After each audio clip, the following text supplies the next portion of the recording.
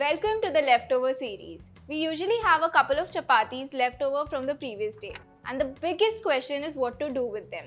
Today I'm going to turn it into a tasty snack. We're making Chapati Chinese Bhel. Let's see how it's done. So the first step is to correctly prepare the chapati. Stack all your chapatis together. I'm just going to roll it up, and using a sharp knife, I'm going to cut them into thin strips. Let's open all of this up. And we have our chapati noodles right in front of us. Now I'm going to deep fry these in some hot oil. I'm going to fry this in 3 to 4 batches. Drain the excess oil and place it on a kitchen towel. I'm going to fry the rest of the chapatis in the same manner.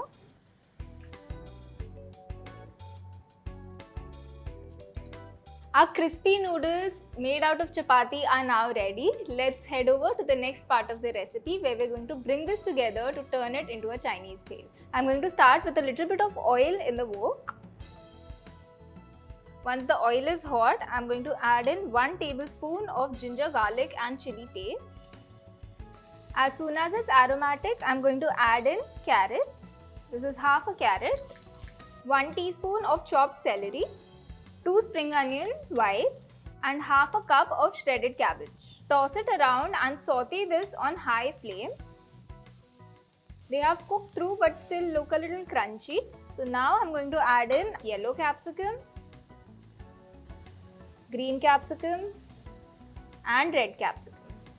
After sauteing the capsicum for 30 to 40 seconds, I'm going to add in our sauces. 1 tablespoon of light soy sauce, 1 tablespoon of chili garlic sauce and 1 tablespoon of ketchup. We're going to let the sauces cook for about 30 seconds. You'll see that they start thickening up. Add in our fried chapati. Just bundle it up in your hand and crush any large bits before adding it to the pan.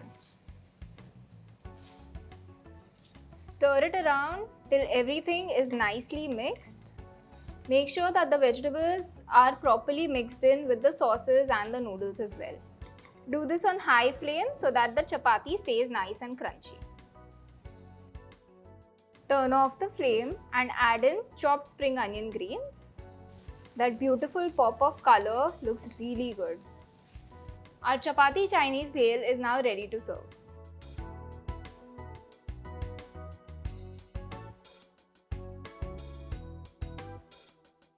Garnish with some more spring onion greens. And our satisfying colorful bowl of Chapati Chinese Bhel is now ready to serve. Next time you have leftover chapatis at home, definitely give this recipe a try and let me know what other leftovers do you usually have in your fridge. This is Chef Bhumika signing off from Rajshri Food.